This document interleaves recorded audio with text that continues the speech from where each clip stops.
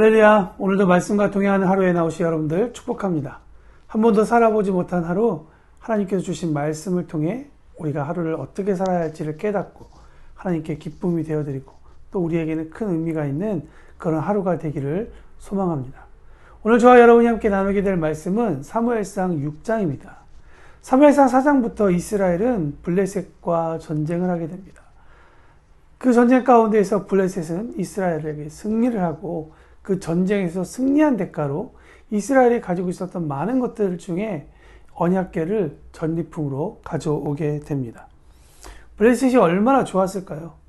이스라엘의 신, 그러니까 그들의 역사를 통해 배워온 정말 그 지역 가운데 강력한 신 중에 하나였다고 생각하는 그 여호와 하나님을 상징하는 언약궤를 발견했으니 말입니다. 그래서 그들은 너무나도 기쁜 나머지 그들이 섬기고 있는 승리의 신인 다곤, 그것을 모인 곳에 이스라엘의 신 하나님을 넣게 됩니다. 블레셋은 너무나도 좋았을 것입니다. 강력한 두 신을 그들이 가지고 있었을까 말이죠. 그런데 문제는 다곤 신상이 이스라엘의 신 앞에 얼굴을 땅에 대고 엎드려졌는데 머리와 두 손목이 끊어져서 문지방에 있게 되는 사건에 이르게 됩니다. 또 다른 강력한 신을 가지고 있었다고, 갖게 되었다고 너무나도 행복했는데 갑자기 공기가 바뀌죠. 언약궤가 이스라엘이 아닌 다른 곳, 블레셋에 있다는 이유로 하나님은 독종의 재앙으로 블레셋을 쳐서 두렵게 했습니다. 다곤 신이 너무나도 강력하다고 하지만 이스라엘의 신 하나님 여호와를 어찌하지 못한다는 것을 그들이 깨닫게 되었다는 것입니다.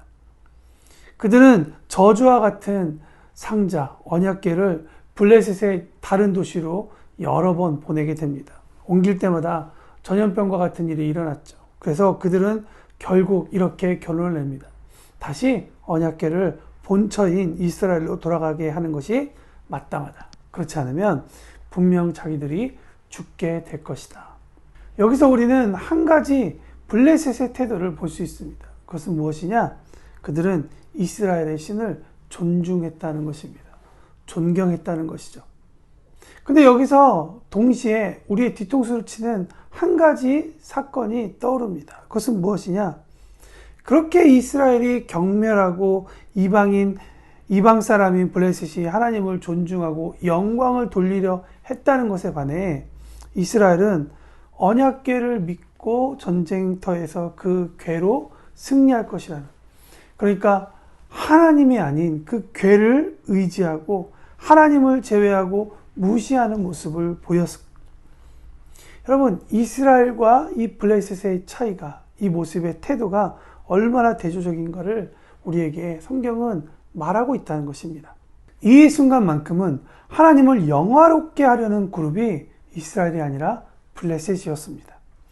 역사적이게도 이스라엘이 언약궤를 자기 자신의 목적을 위해 사용하려 함으로써 하나님께 돌리기 위한 영광, 하나님께 돌리기를 거부한 영광이 이교도들에 의해, 블레셋 사람들에 의해서 그분께 돌려졌다.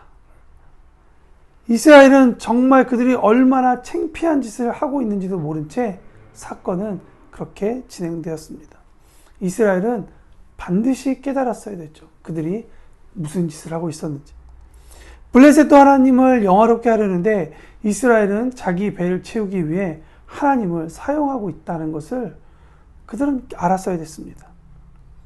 그러나 이 시대가 결코 사사기에서 읽은 그 시대, 다시 말하면 이스라엘은 하나님이라는 진정한 왕이 계셨으나 그들이 하나님을 왕으로 받아들이지 않고 왕이 없던 사람처럼 살았는데 바로 사사시대와 다르지 않았다는 것이 이 사무엘상 6장의 배경이라고도 할 수 있을 것 같습니다. 저는 오늘 본문을 읽으면서 예수님의 공생애 중에 한 가지 사건이 떠올랐습니다. 그것은 뭐냐면 나귀를 타시고 예루살렘으로 이제 입성하시는 예수님을 향해 그동안 도움을 받고 많은 기적을 경험했던 무리가 자신들의 겉옷을 깔며 큰 소리로 예수님을 환영하는 장면입니다. 그 장면이 누가복음 19장에 기록되어 있죠. 예수님의 이 공생애 가운데 정말 아름다운 이 사건. 여러분, 무리가 왜 기뻐했습니까? 그것은 예수님에 대한 엄청난 기대였습니다. 제자들과 예수님을 따랐던 무리들은 수많은 기적을 보았죠. 여리고에서 올라오는 길에도 두 맹인의 눈을 뜨게 하셨고, 죄인 중에 괴수인 세리장이 변화되는 것도 무리들은 보았습니다. 몇 주 전에는 베다니에서 죽은 지 나흘 된 썩은 사람이 살아나는 그러한 것도 보았습니다. 아마 무리 중에는 많은 사람들이 예수님의 행적을 이야기하면서 이 이야기들을 서로 이야기했었을 것입니다. 그래서 무리들은 생각했겠죠. 이분이야말로 이스라엘을 구원할 왕이다. 로마를 몰아내고 예루살렘을 탈환할 왕이라고 굳게 믿었을 것입니다. 그래서 아마 사람들이 예루살렘 성으로부터 쏟아져 나와 이제 입성하시는 예수님을 그렇게 환영했는지 모릅니다. 그러나 가장 가까이에서 성경을 연구하던 종교 지도자들은 저들의 모습을 못마땅히 여기고 예수님께 저들이 제발 그만 좀 그 행동을 하게 해달라고 요청합니다. 종교 지도자들에게 예수님은 메시아가 아니라 그저 랍비였습니다. 그때 예수님께서 종교 지도자들에게 말씀하십니다. 내가 너희에게 말한다. 이 사람들이 잠잠하면 돌들이 소리 지를 것이다. 사무엘상 6장에 나오는 이스라엘이나 예수님 시대의 종교 지도자들이나 가장 가까이에서 하나님에 대해서 배웠음에도 불구하고 하나님을, 그리고 성자이신 예수님을 왕으로 받아들이지 않았다는 것입니다. 그래서 이스라엘에게는 그렇게 경멸하던 블레셋 사람의 엄숙하고 진지한 모습을 통해 하나님께 영광을 돌리는 태도를 우리에게 보여주셨으며, 종교 지도자들에게는 무죄해 보이는 백성들이 기꺼이 벗어드리는 거듭과 환호성을 통해 하나님의 영화로움을 찾으셨음을 우리에게 보여주셨습니다.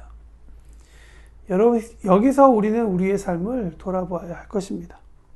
우리도 이스라엘 못지않게 하나님, 예배, 제사, 영광, 거룩, 많은 단어들을 끄집어내어 토하면서 살고 있지만, 진정 이 모든 고백 가운데 그 고백의 중심의 태도와 행동에 하나님께서, 예수님께서 왕 되시고 있느냐라는 질문입니다.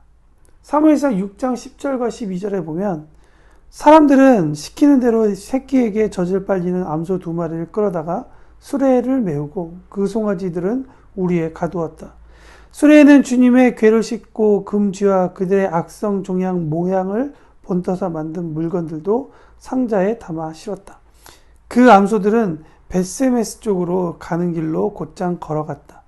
그 소들은 큰 길에서 오른쪽이나 왼쪽으로나 벗어나지 않고 울음소리를 내면서 똑바로 길만 따라서 갔고, 그 뒤로 블레셋 통치자들이 벳세메스의 경계까지 따라서 갔다. 자신의 새끼를 빼앗긴 암소가 어떻게 곧장 걸어갈 수 있겠습니까?